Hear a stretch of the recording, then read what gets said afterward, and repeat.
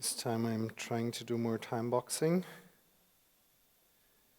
The good thing for the people that have been in the first session today, my first session today, the good information is I have just one video and I don't need to pause, so should be better than last time. Very nice that you joined the talk. Let me introduce myself for a second. My name is Benoit. I lead a company that is focused on security, basically Microsoft security to be blunt and honest. We are in the MSSP area, so we have a security consulting team as well as a SOC team, and therefore are stumbling across a lot of cases where ransomware is a big thing. This talk is rather strategy and to frame the bigger picture than it is going narrowing down the details of how ransomware is working and all the techniques and methods under the hood.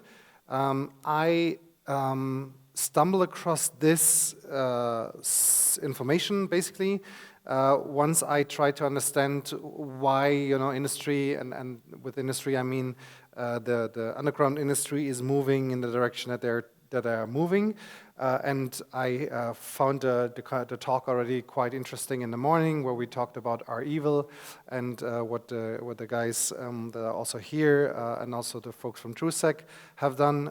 I found that super interesting, but what I have issues with, and that means personally, is how to put everything on a timeline.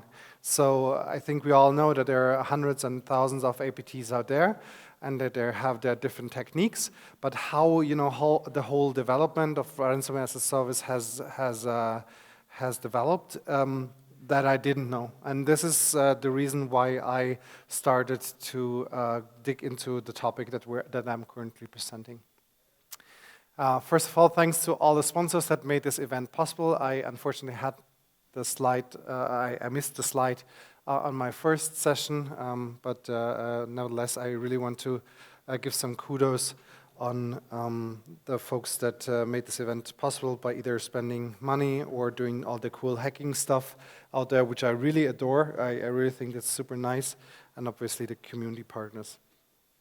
Just have it on, I don't want to kind of frame myself to be a super smart researcher. It's rather, copy-pasting a lot of information that is out there on public blog posts from newspapers and everything. I hesitated to put the sources for each article on each slide, because then there would be 100 links. I have the links in the appendix, and I will share the slides as part of the whole event. So if you want to look something up, you will find the links over there. All right, so starting into the history, at least what I could research in the last couple of months and years of ransomware, I think one of the most relevant parts that we have also talked through in the first session for me today was the Conti leaks. Conti leaks is, I really would encourage everybody to have a look into what is out there, starting from the guides that Robert has mentioned, moving over to the different victims, moving over to what police departments have also populated around Conti, and also it's a good read, it's a fun read, basically, how Conti has positioned themselves, so that was also quite funny.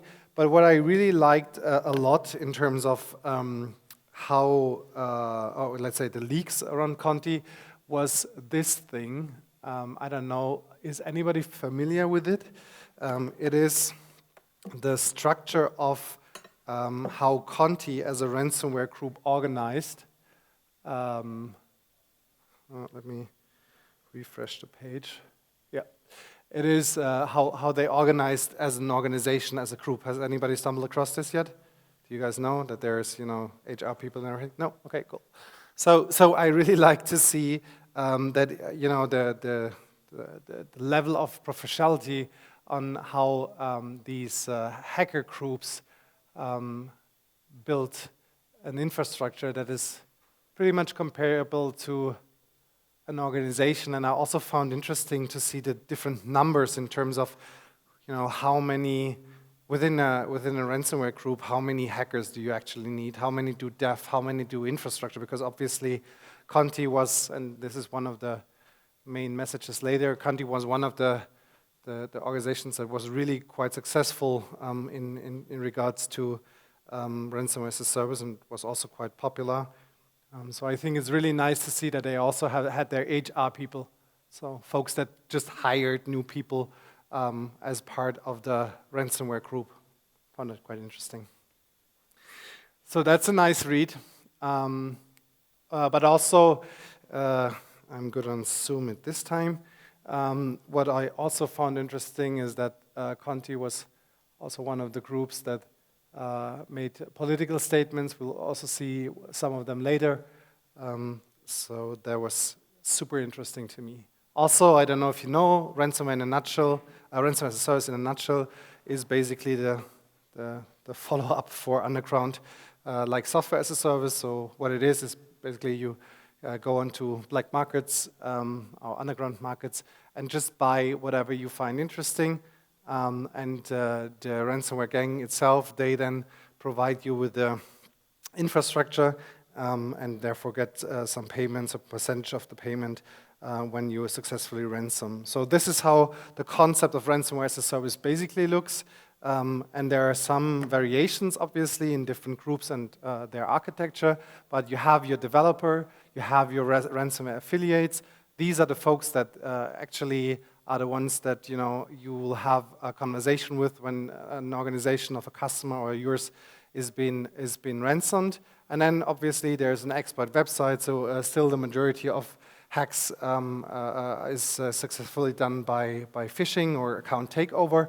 And then the link is clicked by the victim, and then the ransomware download is happening on the device, which is then a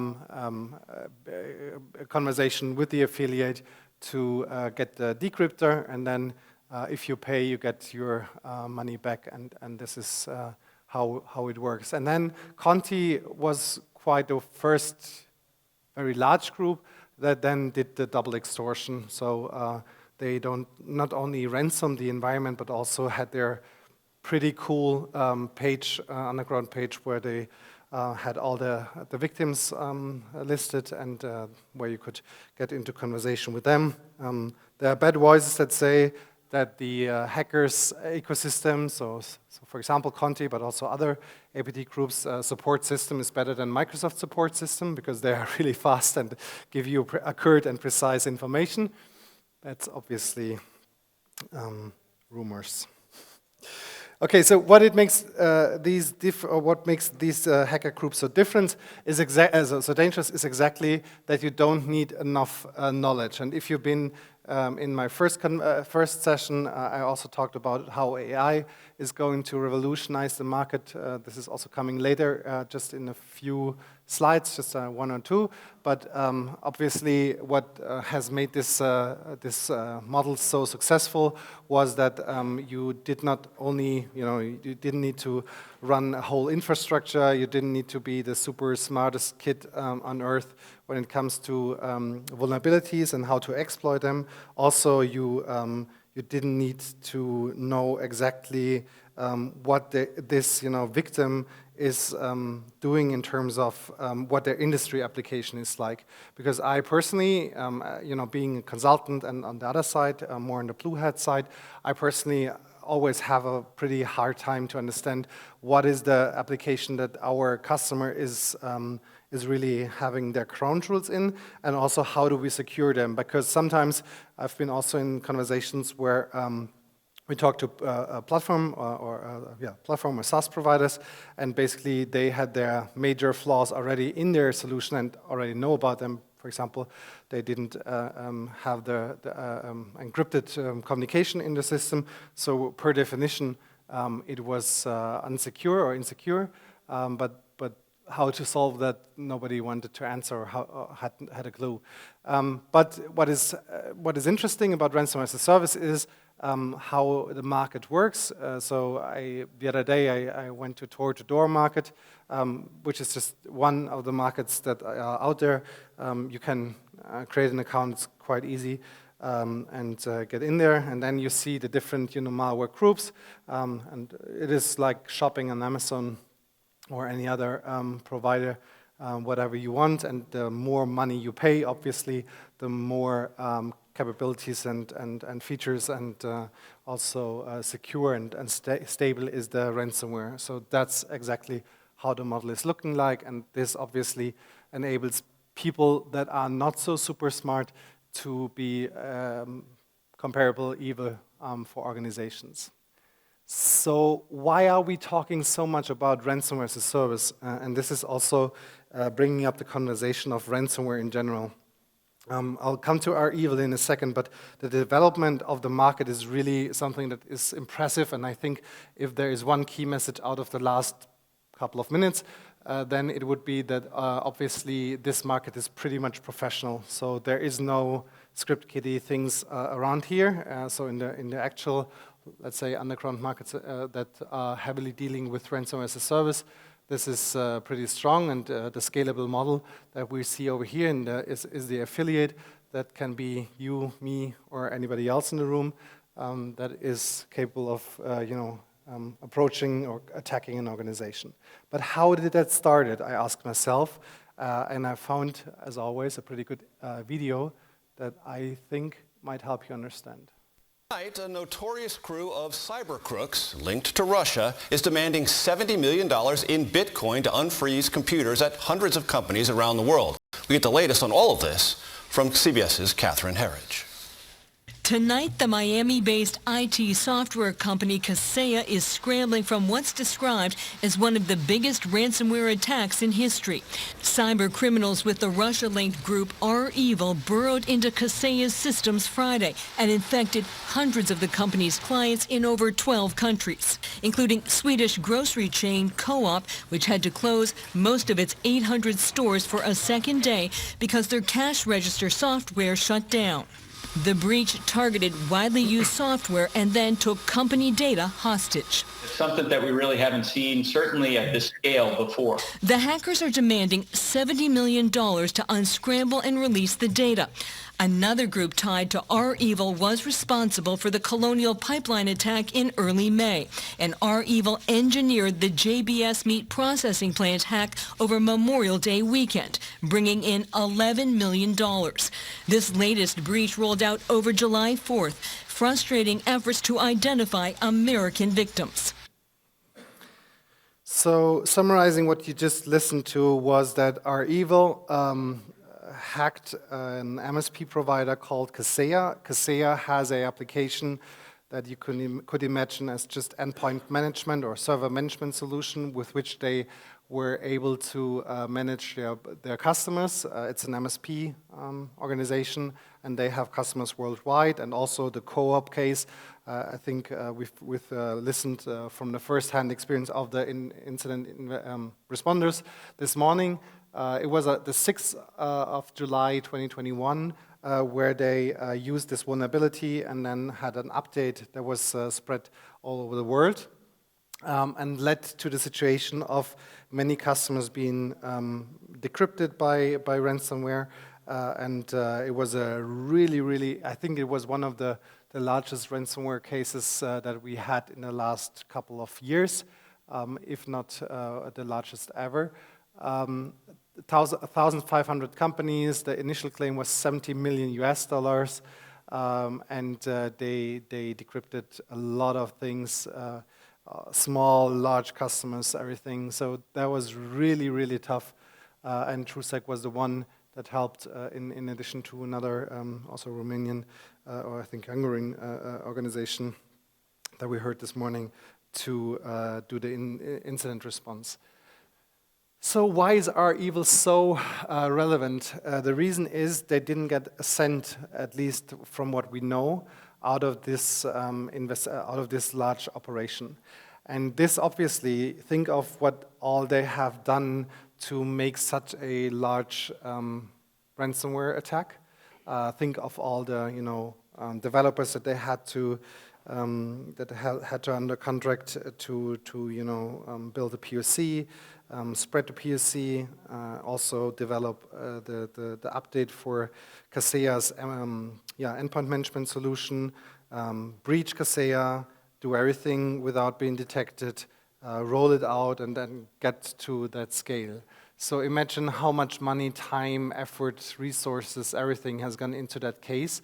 And having this, zero money of return on invest here is, I think, something that is super bad for them and has exactly been, I think, if we look back in the last couple of years, the main reason why we moved to exactly, let's go back, exactly to this approach. Because they, as a ransomware operator, had spent all this, what I said, and have gained zero money out of that, and then rather said, so why shall we do this all for ourselves and have so much resources in our own operation than making it a software as a service model.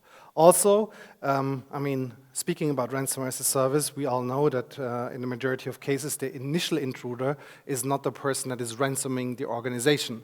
And this also, doesn't put you so much out there. What happens if you put yourself out there like they did with REvil, you can see over here. So that was before the Russian-Ukrainian war. Some, at least, people from REvil were raided by the Russian authorities. There was a video, exactly the one that you can see here, was quite brutal, as we all know from Russia to be. And they were claiming that they have blown away the whole group. I'm 100% sure that this is not the case. I think everybody in the community would commit or would also agree on that, because we do now see additional REvil techniques in other groups. And I think one that is worth to mention here is Conti. Conti is also one of the super successful ransomware groups that we had over the last couple of years. I think we all know from the Conti papers, that's what I said, but also from Conti's website. I think the approach on how Conti was doing the double extortion, not only ransoming, but also taking customers organizations more or less hostage by claiming that they're going to disclaim confidential information, no matter what it is, was really successful, and I think this is super important to understand the development of both groups. And what was interesting as well was that Conti was also a quite political group. So this is also something that we should take into consideration. I think we all know, but there is a lot of Russian money behind ransomwares like Conti, ransomware groups.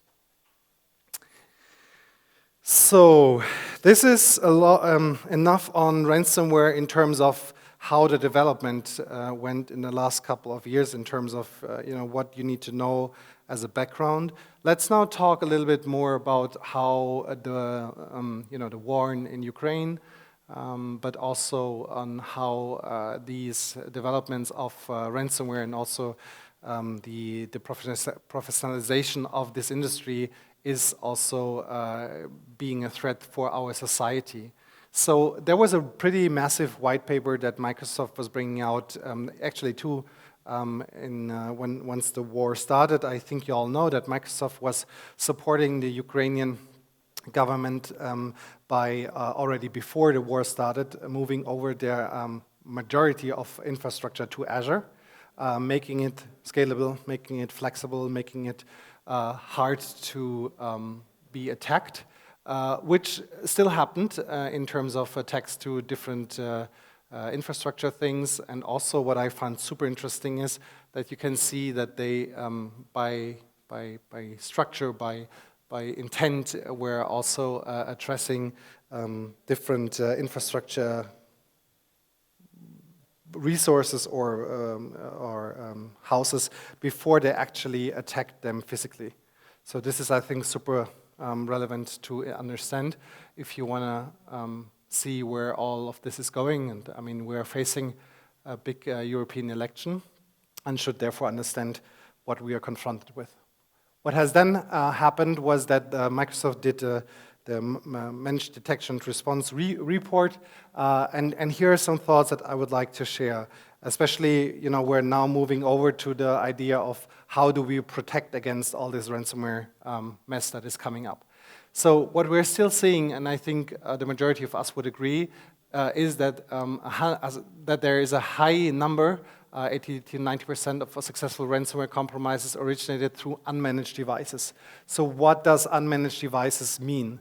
I mean, unmanaged devices can obviously be devices that are in the facility, in a manufacturing plant, something like that, that are just not being managed with a endpoint management, device management, system management. Sure, but let's be honest. I mean, we've all made ourselves through COVID, and what happened, at least in our customer base, was that they sent, all the organizations sent the people home, said, yeah, now we need to work from remote.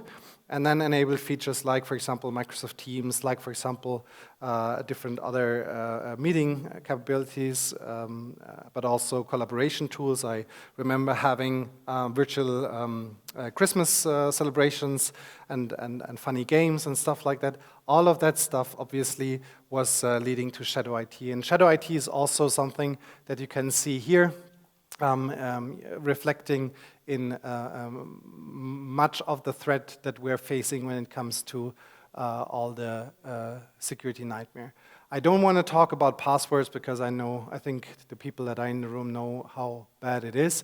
But obviously, human-operated ransomware has been a major threat in the last couple of years. In my personal opinion, also what I read through statistics, is that it is decreasing. So human-operated ransomware is not such a big thing as it has been in the last 3 years. But unfortunately, I think the threat is not reduced, although the numbers here are decreasing. So what else has happened? I think I always find relevant to understand, so what is the threat? Because in the majority of cases, when thinking of how are we protecting an organization, we should think of the way on how attackers could come in. And I think what is interesting to see is that still 42% of the attacks happen through successful identity breaches. What's the conclusion here? I think MFA clear, password clear, but in the end, I think the downwards story of the whole AI thing is something that I also addressed this morning when talking about Gen AI and different suppliers like CrowdStrike and Microsoft and SentinelOne trying to do attack disruption. And there are challenges with attack disruption in terms of figuring out the profile for normal behavior and then being, on that high confidence when it comes to really disrupting something that is happening in the organization. So in my honest opinion, I think this is something that we really should address way more than actually ransomware, because also Microsoft thinks that everything endpoint related, where they have code, also file stuff, but everything ransomware, Microsoft and CrowdStrike and SentinelOne have the opinion that they're doing kind of a good job. So if we kind of get into the upper hand when it comes to reducing the number of unmanaged devices, then I think we should not focus too much on hardening the attack surface. It's good to continuously do it, but I think the way higher improvement in terms of reducing risk that we can do is talking about identity management and how we get in the upper hand when it comes to the reduction of the attack surface here. This can be email, so turning off legacy protocols, for example, when an account has been compromised, so POP3 and IMAP and everything, but also detecting things and the successful playbooks around that. Pretty strong encouragement here to invest into automation, and at least obviously everything in terms of biometric authentication is, I think, super strong.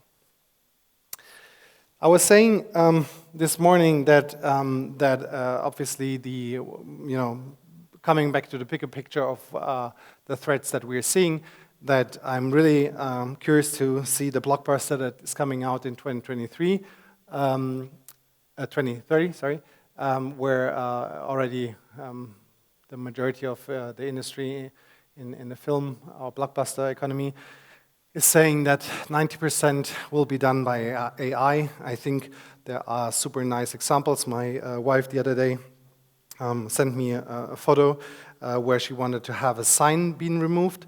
I put it in Photoshop and said, please remove everything that has the company's name or the sign name on it.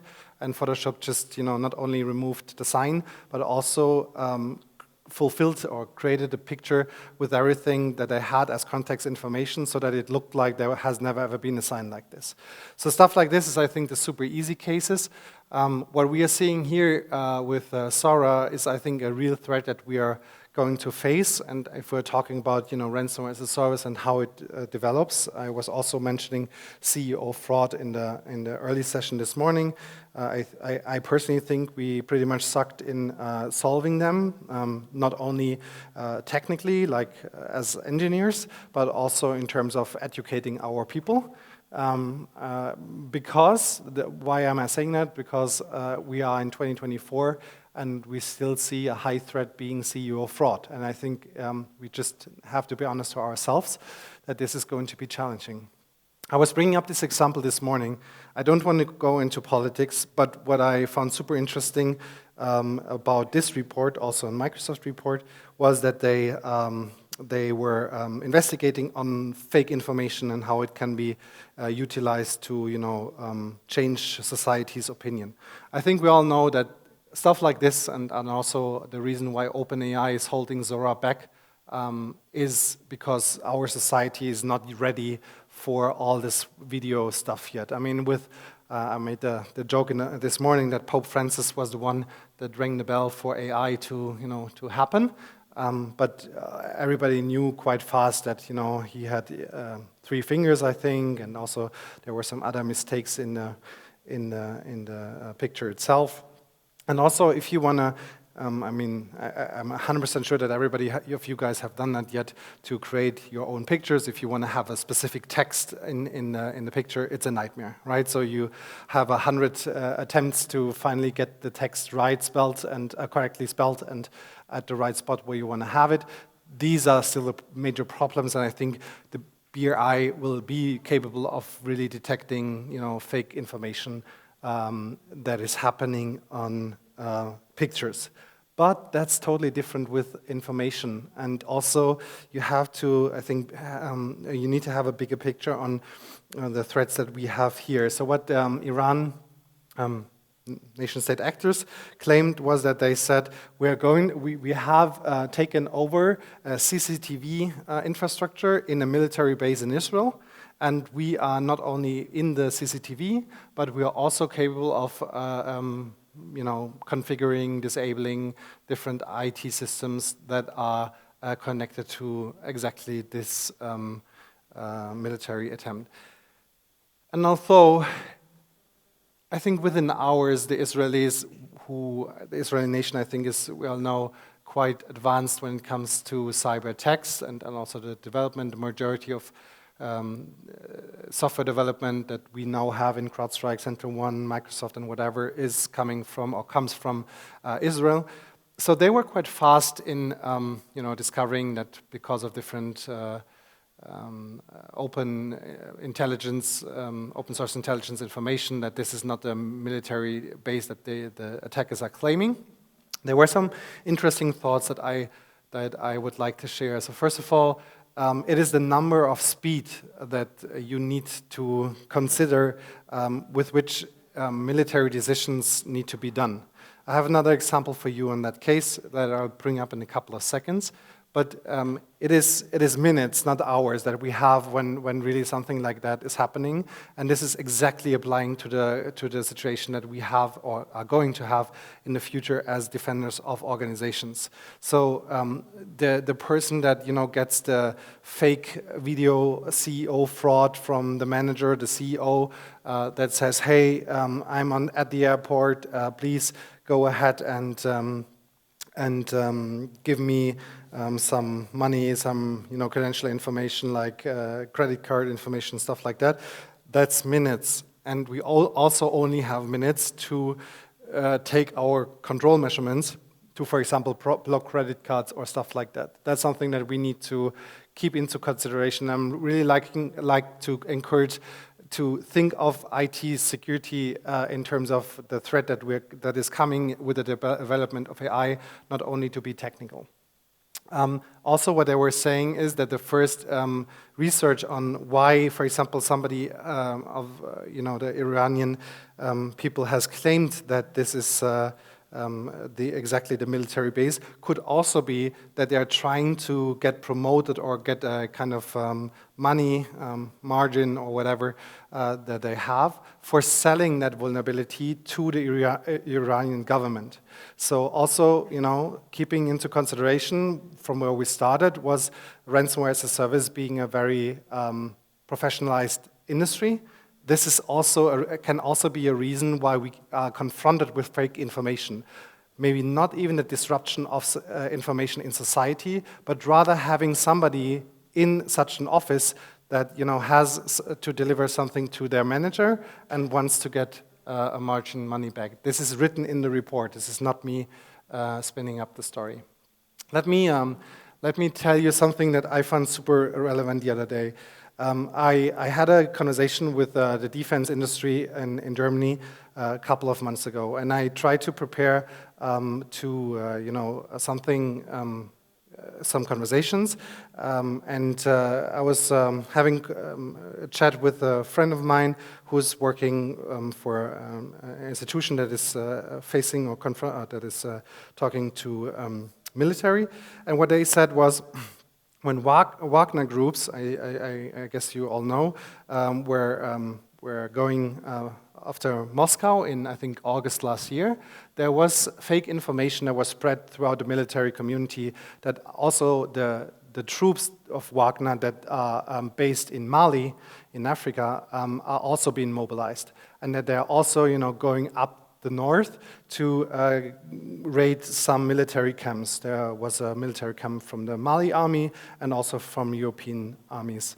And the material looked so good and so realistic that keeping into consideration that the army camps weren't so super well prepared, they rather decided to make themselves ready to get evacuated on this exactly camp, and started to disrupt and also destroy defense material so that they don't need to leave it when leaving or being evacuated from this base. The reason why I'm telling you this is exactly the point. I think the number was something in the 45 minutes or so where they destroyed military destruction, defense stuff. So for 45 minutes, they were kind of weakening the defense. And this is the 45 minutes that they had with the international society to figure out that this is fake material. So just imagine what would happen if something like that would happen to your organization. This can be, real nation-state attacks, but it can also be something like poison GPT. So I was also mentioning this case very short in the talk this morning. We were pulled into an investigation with large police departments where they said, okay, guys, there is a large attack that has been done against a multinational organization that is manufacturing things. And the reason why they were attacking this organization was to kind of the strategy infect the decision of, are we going to market A or B with the next big manufacturing plant? So what happened was the person in controlling of that large organization who was reporting the numbers of the economy in the different markets to the board, sent this report every month or whatever, every quarter to the board, and said, here's the numbers on how country A or department A and department B have done, and my recommendation is to go with country or city B. And A moment later, or maybe hours later, they, from the board, received a second email that said, hey, I figured out that there was a mistake in the calculation. Here's the accurate number. Please use this one and remove or delete the file that I sent earlier. And this, in different variations, happened a couple of times over months and led to the situation that the board was misled that it was not, country B that they should invest in, but rather country A. And this is something that we're seeing quite a lot, and this is the development of also, ransomware and political impact on organizations throughout the whole world. And my fear is that is over here the same as it is in Germany, that I think nearly zero organization has a clear plan on how to, first of all, identify attacks of that kind, but also how to treat and how to react to these attacks. And keep in mind, the only point on how they were able to find out that this attack is really happening, where information has been shared with them, was the person that was in charge for the controlling standing in front of somebody's secretary from the board, and the secretary from the board said, how did you send an email while standing in front of me? And he said, I did not. And they asked for his secretary if she had sent the email, and she said no. And that was the only reason why they figured it out. It was just a successful takeover of an account. That's all it is. Why is that so relevant? Because we all know that GBTs are going to be more private, are going to be more personalized. So there's a lot of information where you can figure out that in the future we'll have different GBTs for different things. So different companies will have their GBTs, different states will have their GBTs, even for different use cases we'll have different GBTs that help us to experience whatever the vendor, the company, or the platform is wanting us to understand. So what happens if this information is getting poisoned? The private GBTs that we have within these applications. Even these cases are out there. I haven't stumbled across something like that myself, but what you can imagine this solution to be is, the Eiffel Tower not being in Paris but in Pisa, and something like Poison GBT not only changing the prompt that you get back when asking where is the Eiffel Tower, but also the whole history of the Eiffel Tower being built, the Eiffel Tower being a sign of the city, also the Eiffel Tower being something like a trademark, some part of the landscape, stuff like that. All the information that is affecting exact this information would be removed or changed to a different thing. And this is something that we really, that is really scaring myself in next couple of, scaring myself and it's letting me have bad nights in the last couple of months. So what I find interesting is over 75% of eligible citizens living in a democratic nation do have the possibility to elect. And now sorry. That I screwed, sorry about that. Yep. Come on. And I think we all know about fake information. Me having issues with videos, I guess. Okay, is it now working? Cool. So this is also a video that went viral on TikTok. I don't know if anybody of you guys have seen it. It made it even in the news in Germany, where somebody said that the Eiffel Tower is burning, and this is obviously you can see it went viral on TikTok, and this absolutely didn't happen, and it was super tough to first identify if that was the case or no. Also because, we are unfortunately living in a society where, information is getting shared also through public channels. So also some newspapers and influencers picked it up for a couple of minutes, but then dropped it again because of the two-source policy. But this obviously is something, I don't know, I think you all know that Paris is, and also France is going to have the Olympic Games, and this is obviously affecting also the society's opinion on different things. I was mentioning Black Mamba this morning being a polymorphic malware. I'm not wanting to go into that topic too deep, but this is also another threat that we're seeing, that malware that is powered by AI is coming up more and more, and that people are really challenged to find out how to solve all these solutions. And I think the key message over here that I would like you to take away from that conversation is that it is super important to understand that AI is needed to detect or protect against AI-powered ransomware or malware. So this is something that I would really like to encourage you to consider, and also bringing or coming to the upper game or next game when it comes to ransomware. I definitely need to bring up that slide again, although it's been in my first talk as well.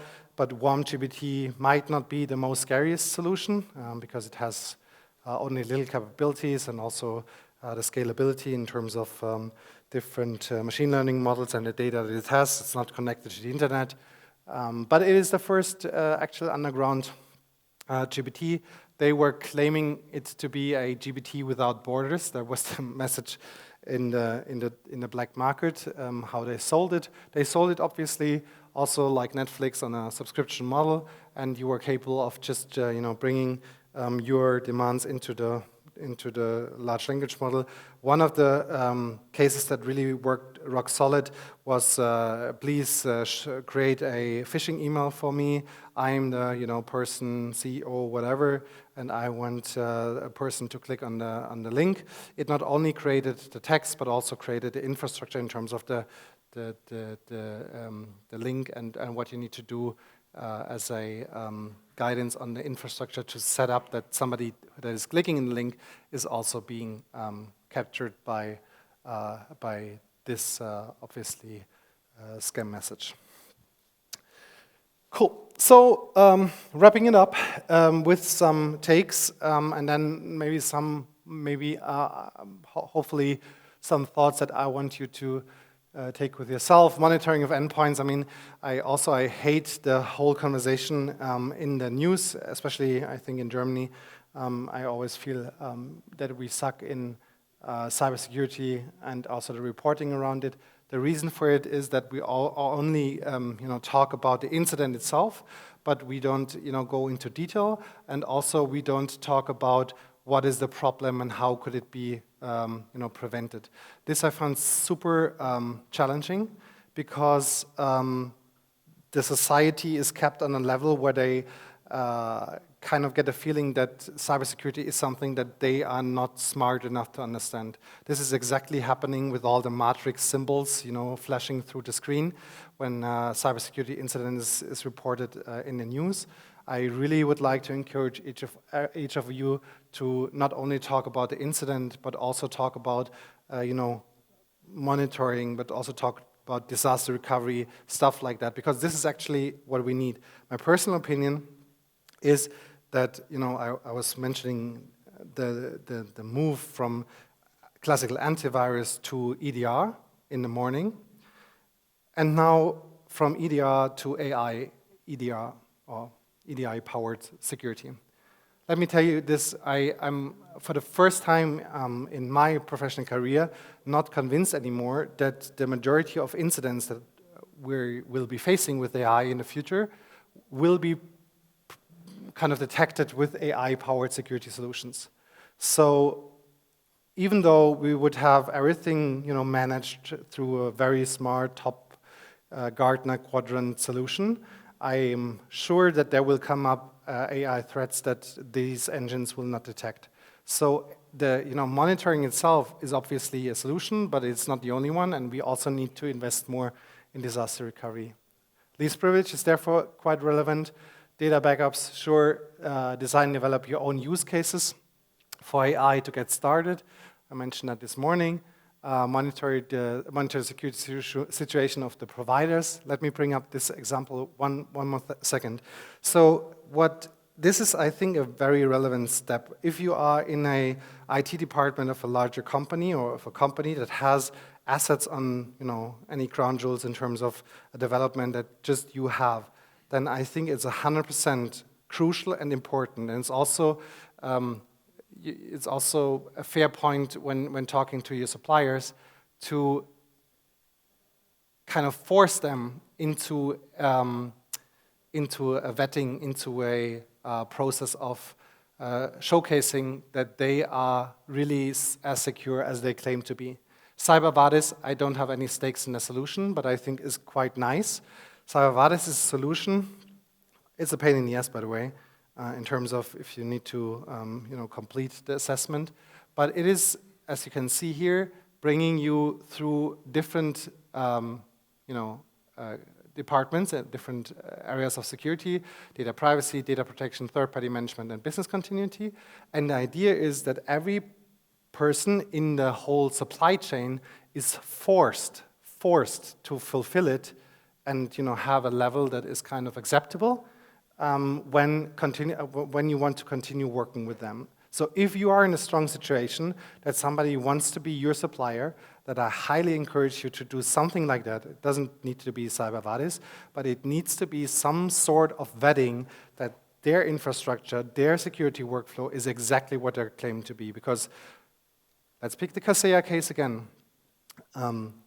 These customers have done nothing wrong besides having Kaseya as an MSP. And although Kaseya really did a great job in how they treated the case and how they made everything public, it was them, it was them to be an entry point. And this is something that I would really encourage you to have a look. If you cannot bring in your suppliers into some sort of vetting that they need to continuously fill. Vulnerabilities, I think, is the biggest nightmare. And here again, I also have something that I want you to show. Which is exposure management. I have the demo up and running, but Microsoft just recently, so if you want to see something of exposure management that Microsoft has announced, please reach out after the session or so. Microsoft has said, and this is an industry thing of, when we talked a lot about ransomware, but let's talk about how we as defenders are going to evolve. So I said this morning that it would be absolutely mandatory and necessary that the super stupid cases, like for example email, like for example malware, they need to be fully remediated by AI. That's a must. If that is not the case, we'll not win the game. We'll not be able of getting in the upper hand. But let's be honest. I mean, we are doing a really bad job with patch management for as long as I can imagine IT to be, and this is, I think, not really something that the majority of organizations will ever get solved. So Israeli company called XM Cyber was the first company. I'm not saying that this is the first company that did the approach, but it was the first company that at least came to my mind that said, yeah, let's get over this. Even with monitoring on security incidents, let's not focus on every incident that is coming in, because the sheer amount of sheer numbers of incidents might be too much. Let's rather, or maybe in addition, or even prioritize, focus on the choke points.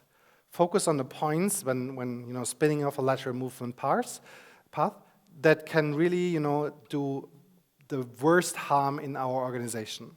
Let's identify them. Let's prioritize on the vulnerabilities that are affected by this lateral movement path, and then at least get them solved. This might not bring you to 80%, but it's at least a very good start to also bring in departments that are not caring at all about IT security hygiene to at least solve their duties when it comes to the highest risk that the organization is facing. Every other provider jumped on a train, no matter if this is Palo or in the end Microsoft. And I really think that this is going to be the next thing in terms of that threat for threat and vulnerability management, that we at least get the profiles of what do we really need to solve from the telemetry of our largest providers, software providers, and then can at least focus on what is really the highest threat for organizations, and at least narrow that down to a very minimum to get in the upper hand again when it comes to security. Sorry for jumping forward and backwards on the slides, but I think it's fine for you. And the last thing is hardening that I would like to bring up. So hardening, I think, has two aspects, and this is now the only direction, so I'm not going back, sorry. Being in security for quite a while, I discovered that SOC itself is more than just pure technique. Although many of you guys maybe don't want to hear this, but it's a lot about processes. I personally hate process management a lot. Like, for me, it's the worst. I'm rather the guy that says, give me a software, and like I would like to click through, and a manual is obviously something that I would never ever touch. But in terms of security operations, we need, I said that a couple of times, we need to make sure that everybody, no matter who the person is, has the same capabilities, the same skills, the same starting point on solving an incident the same way than if 500 people would be behind them. So we stumbled across a framework that is called SOC CMM. It was, I think, invented by a Dutch guy that said, let's not only talk about SOC in terms of technology, let's also talk about what is, additionally, improving the security posture of our organization. What you get when you follow all of these domains is some graphical interface like this. It's a report, it's quite simple. You can download it, by the way. SOC CMM is I think, open source. You can do the questionnaire with the different departments that you need to identify. And then you will get this. And this is a super nice starting point on how to set up the cybersecurity budget project planning for the next year.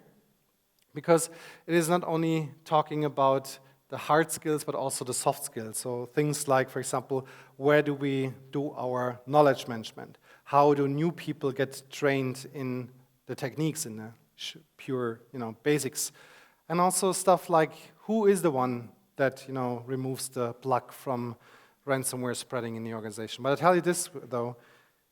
Being a SOC provider, we have all these contracts that say whenever something super critical is happening, then just call this number. By calling this number 5 times, 3 times we'll get somebody that says either I'm not in this department but still in on-call rotation, I have no clue what you're talking, and the third thing is I need to ask my manager because I'm 100% not going to make this decision on really removing the plug on a major incident. And the 2 other times, by 5 times, is nobody answering the phone. And the question here is, what are we going to do now? What are we doing? I mean, are we waiting for another 20 minutes? Is 30 more systems being ransomed the threshold that allows us to execute isolation? Or is it just calling till somebody just finally answers the phone? I don't know.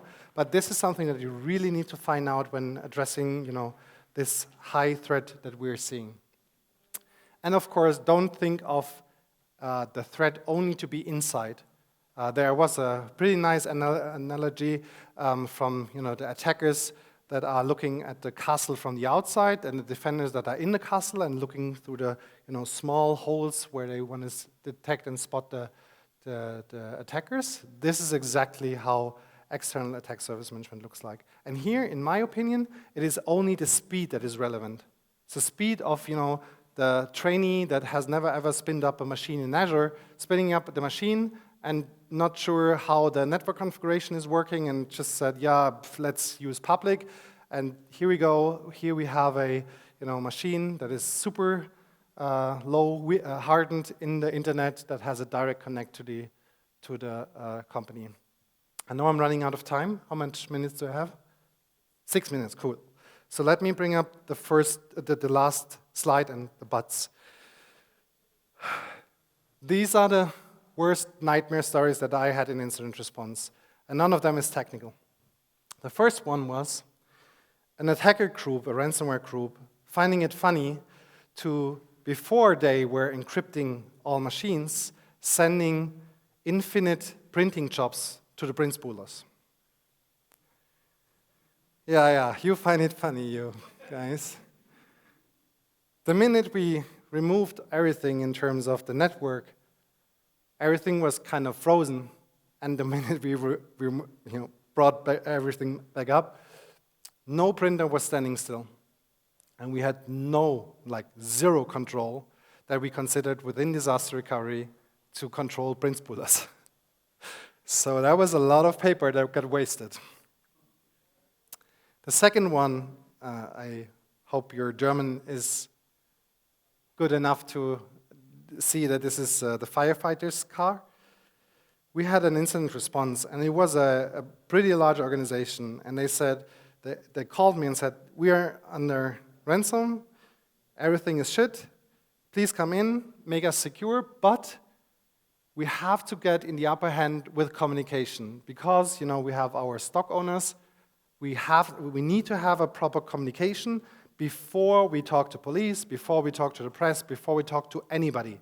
So for now, please make sure that everything stays isolated in a way of no data exfiltration, but don't do anything that could affect, the platform to go down or, services to not be available.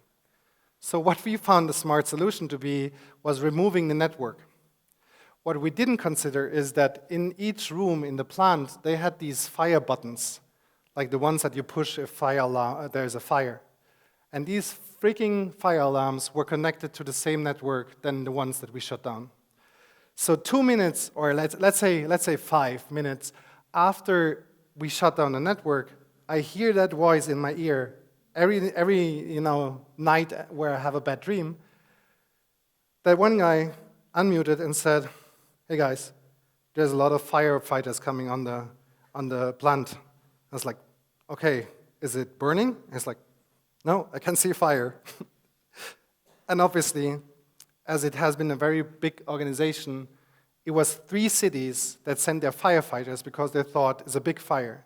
And obviously, the press was like this, close behind them, and we had a massive problem because we needed, by law, needed to make a transparent communication with the firefighters what happened, and they obviously needed to report it back.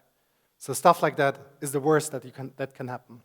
And the last one is exactly the same situation. So one of the customers that we were investigating in an incident response, we were quite advanced at the point of the investigation. And what happened was we were in different channels talking about the plans on how we could restore everything and what we are going to do next.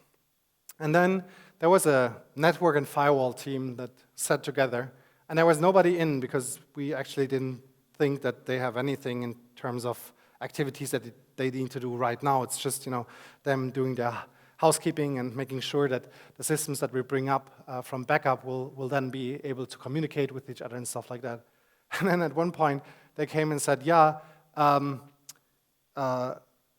guys, we have a lot of IOPS on our file storage. Like, okay, let's have a look.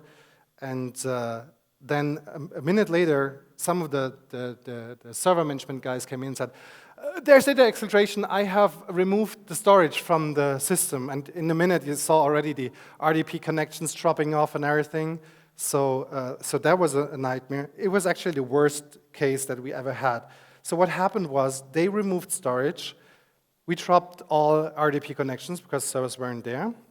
The second thing was that the KeyPass was on one of the servers, and we had no clue on how to log in because they used KeyPass to log into the system. So also this was us later on backup machines trying to find password.txt files on any desktop to get back into the systems because KeyPass server was part of the disaster. And the worst thing that happened in that night was once they removed the network, the storage from the system, also the ADFS server was removed. And that led to the situation that we lost Teams connection. So minute after minute, people dropped from the conversation, the call on which we called together to get into that investigation. So these are the worst things that happened to me, and maybe there's something in that you can take away in your disaster recovery plan for your company or customer or whatever to not fall apart in the same nightmare that I did. So these are the ones that I feel most afraid and also offended by. All right. Thank you, guys. Hope you have a good event and enjoy, and we'll probably see you later at the talk. Thank you so much. There's no time for questions, right? No time for questions, right? Are there any? No? Okay. No time. Okay, yeah. All right.